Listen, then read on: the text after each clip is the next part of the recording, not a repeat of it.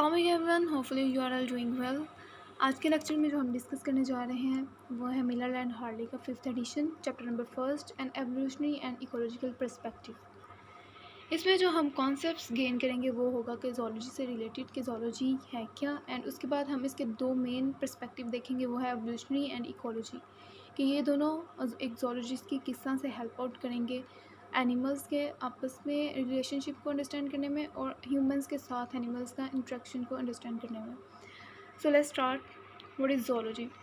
Zoology क्या है? Basically animals की स्टडी को हम ज़ूलॉजी कहते हैं। एनिमल्स के अंदर जो भी प्रोसेसेस हैं, जो भी कम्प्लेक्सिटीज़ हैं, जो भी उनके डाइवर्सिटी है, वैरायटी है, जितनी भी उनके रिलेशनशिप्स हैं, तमाम डिटेल स्टडीज़ को हम जो है वो ज़ूलॉजी में डिस्कस करेंगे।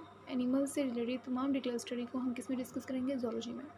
अब ज़ूलॉजी को हमने फर्दर डिवाइड कर दिया है सब डिसिप्लिन्स में। इसकी हमने ब्रांचेस बना दी।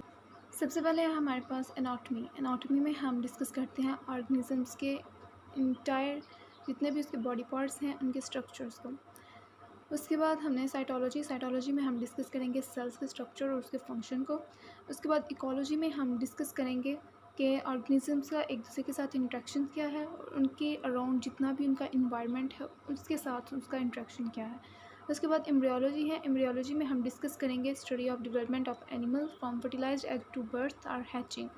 मीन्स के एनिमल्स जब एग फर्टिलाइज होता है उस से स्टार्ट करेंगे और जब तक उसकी बर्थ नहीं हो जाती तब तक हम उसके प्रोसेस को स्टडी करेंगे।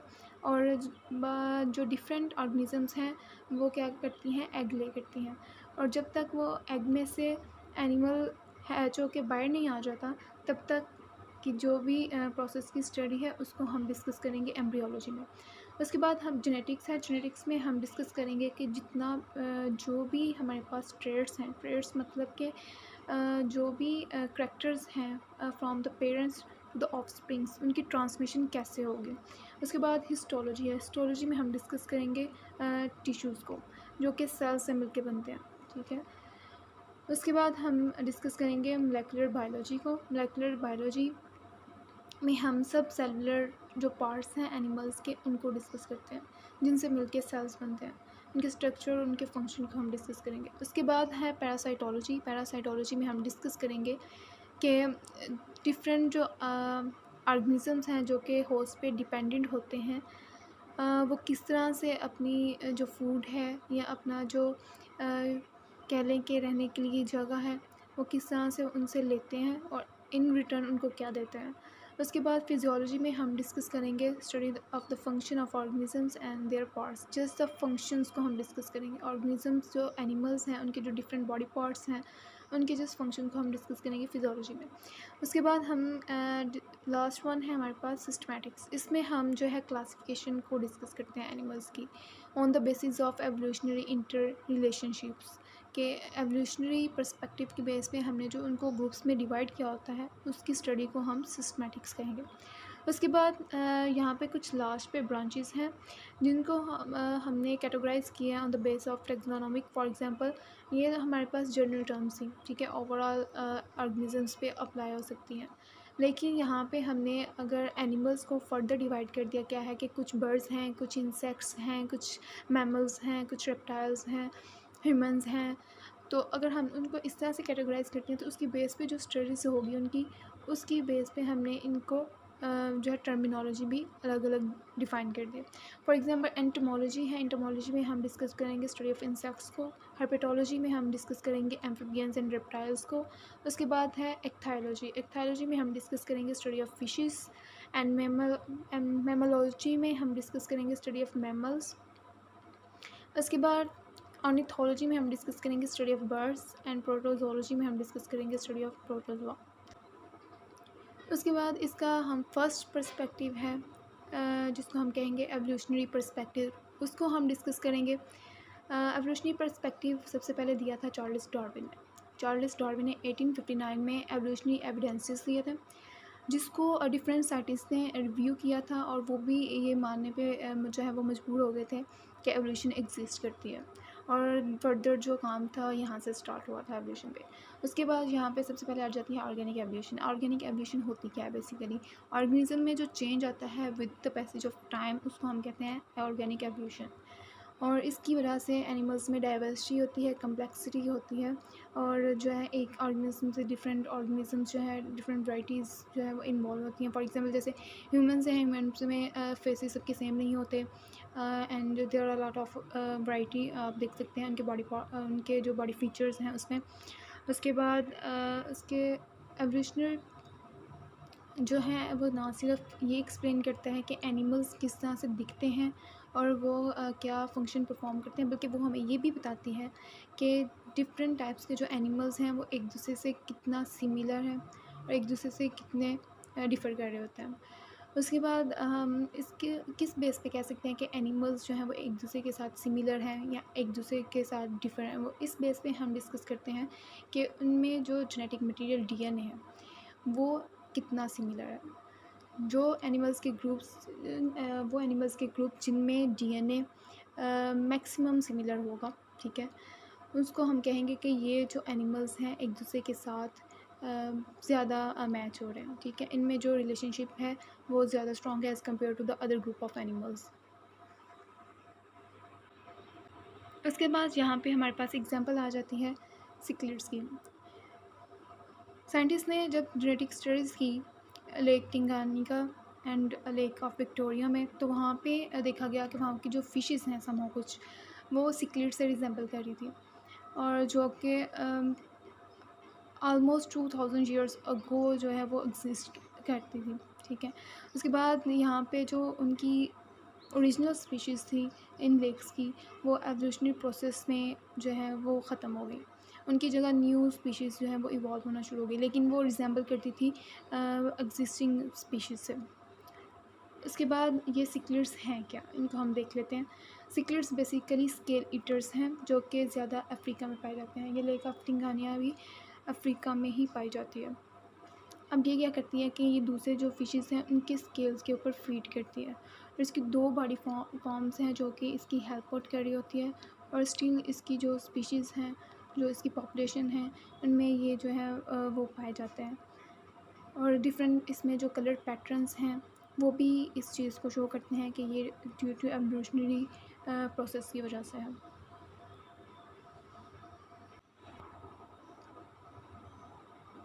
उसके बाद हम देखेंगे क्लासिफिकेशन को कि एवोल्यूशनरी पर्सपेक्टिव पे क्लासिफिकेशन किस तरह से की गई थी। इसमें जो मेन पार्ट डिस्कस किया गया था वो जेनेटिक मटेरियल को ही डिस्कस किया गया था, कि उसी की बेस पे देखा गया था कि कौन कितना शेयर कर रहा है, किसकी रिजेम्बलेंस ज़्यादा है, उनको हमने उसके अकॉर्डिंग कैटेगराइज कर दिया था। यहाँ पे एक कॉरल बोन साइंटिस्ट है जिसने सबसे पहले ये काम किया था क्लासिफिकेशन का।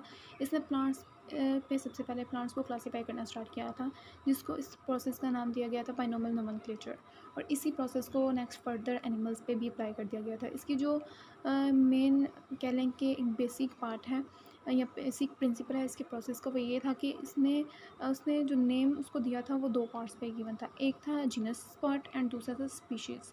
फॉर एग्जांपल यहाँ पे हमने सिक्लेट्स की एग्जांपल देखी, जो कि स्केल ईटर फिश है, उसका नाम है पेरिसोडस एंड माइक्रोलैपिस। यहाँ पे पेरिसोडस यहाँ जो है वो जीनस नेम है, और माइक्रोलैपिस जो है वो उसका स्पीशी नेम होगा। और जो जीनस नेम है उसका जो फर्स्ट लेटर वो हमेशा कैपिटल होता है, और जो स्पीशीज़ है उसके सारे लेटर्स जो हैं वो स्मॉल होते हैं। यहाँ पे ये जो बेसिक प्रिंसिपल्स हैं वो आपने ऑलरेडी जो है वो रेयर्स में डिस्कस किए होंगे।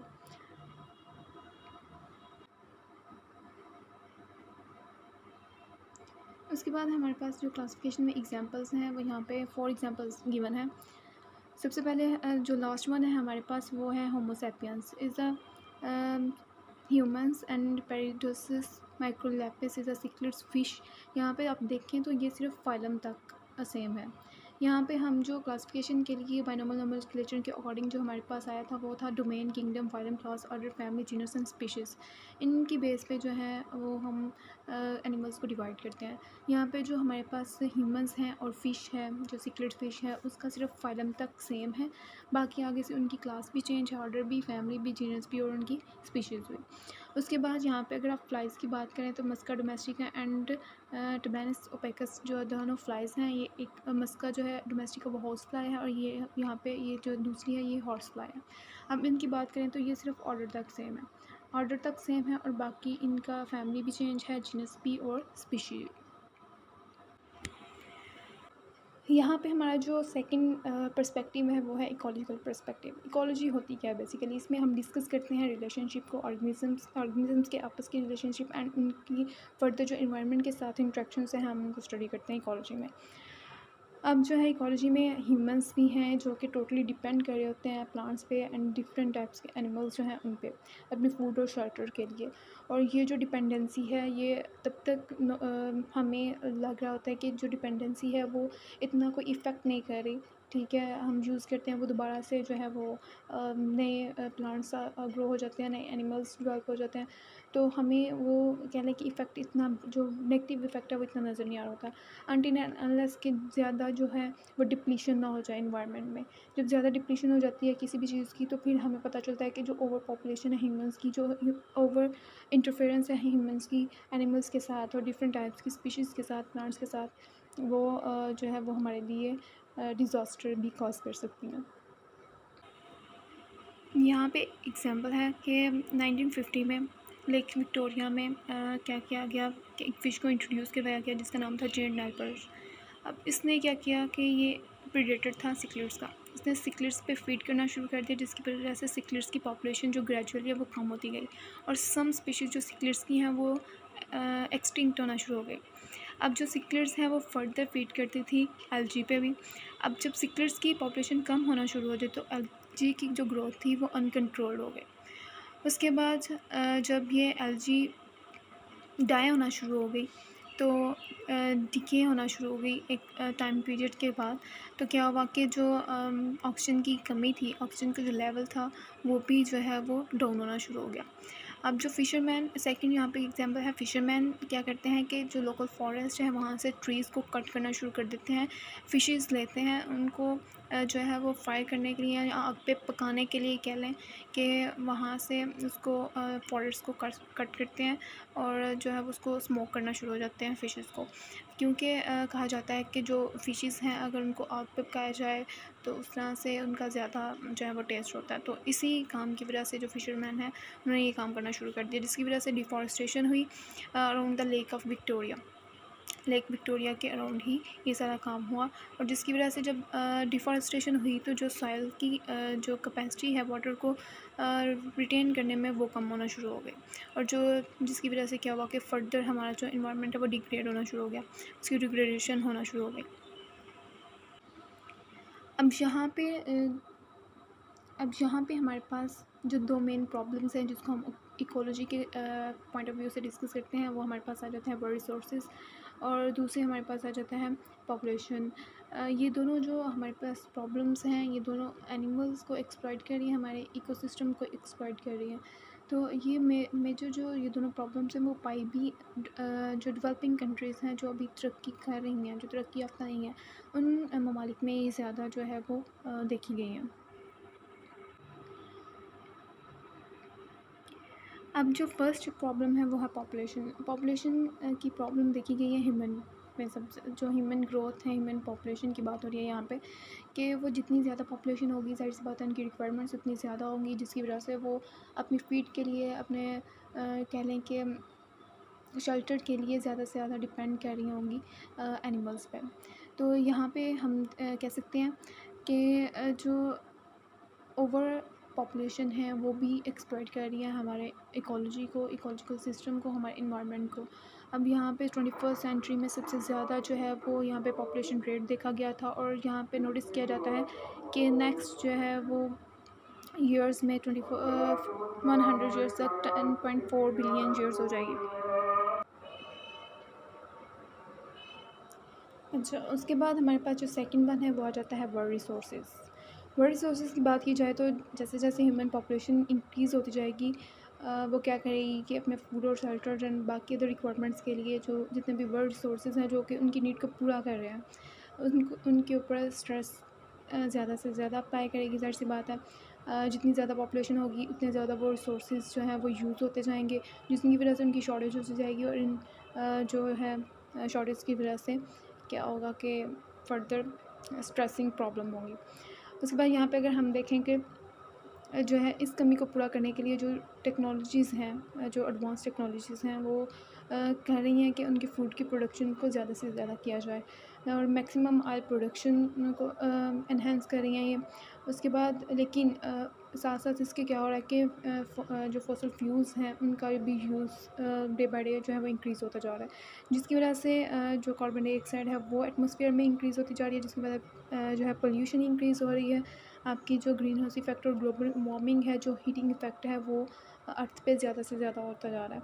और उसके बाद डिफ़ॉरेस्टेशन है, ज़्यादा से ज़्यादा टिम्बर और लकड़ियाँ वगैरह जो हैं वो फॉरेस्ट से काटी जा रही हैं, जिसकी वजह से डिफ़ॉरेस्टेशन का प्रोसेस हो रहा है। डिफ़ॉरेस्टेशन का प्रोसेस होता तो जैसे कि हमने ऑलरेडी डिस्कस किया गया कि सॉइल की जो कंसिस्टेंसी है, उसकी जो रिटेनिंग पावर है, उसमें भी इफ़ेक्ट आएगा। उसके बाद यहाँ पे जो अगर प्लांट्स को काट दिया जाएगा डिफ़ॉरेस्टेशन की वजह से, फर्दर क्या हो रहा है कि प्लांट्स की स्पीशीज़ ख़त्म हो रही हैं, चांसेस हैं कि वो भी एक्सटिंक्ट हो जाएं और फर्दर जो एनिमल्स जो उनके ऊपर सर्वाइव कर रहे हैं अपने शेल्टर के लिए, अपने फूड के लिए, उनकी भी स्पीशीज़ इफ़ेक्ट हो रही हैं। यहाँ पे जो इसका सल्यूशन हमारे पास एट द एंड नज़र आता है वो ये है कि हम जो है इकोलॉजिकल जो पर्सपेक्टिव है मेन, उसको हम समझें ताकि हम जितना भी फर्दर डिज़ास्टर है उसको हम प्रिवेंट करें। उसके बाद यहाँ पे जो है फर्दर फिनोमिना कि हम रिसाइकलिंग के प्रोसेस को कैसे यूज़ कर सकते हैं इन सब चीज़ों में। जो हमारे पास रीयूजेबल सोर्सेस हैं उनको हम दोबारा से यूज़ में कैसे ला सकते हैं, ठीक है। जो नेचुरल रिसोर्सेज हैं जैसे फॉरेस्ट हो गया, लेक्स हो गए, ठीक है, उनके फर्दर जो है वो हम किस तरह से उनको ग्रो करवा सकते हैं फॉरेस्ट में ट्रीज़ को, कि जो स्पीशीज़ हैं प्लांट्स की जिनको हमने लॉस्ट किया वो दोबारा से इंक्रीज़ हो जाए। उसके बाद हम यहाँ पे देखते हैं कि अगर हम इन सब प्रिंसिपल्स पे अमल भी करते हैं तो जब तक हम ह्यूमन पॉपुलेशन को कंट्रोल नहीं करते हैं तब तक इन सब चीज़ों पे जो काबू पाना है वो भी इम्पॉसिबल नहीं है, वो भी इतना आसान नहीं होगा। इसलिए हमें जो है वो एज अ कम्युनिटी जो है वो वर्कआउट करना चाहिए, इन सब चीज़ों की अवेयरनेस होनी चाहिए। इकोलॉजिकल प्रिंसिपल्स को जब तक हम अंडरस्टैंड नहीं करेंगे तब तक जो है वो फर्दर हम जो डिज़ास्टर्स हैं हमारे इन्वायरमेंट के, उनकी प्रिवेंशन हम नहीं कर सकेंगे। सो ये था हमारा first chapter Miller and Harley का। Thank you so much for watching. If you like the video, then share and like and comment. Don't forget to subscribe. Thank you. Allah Hafiz.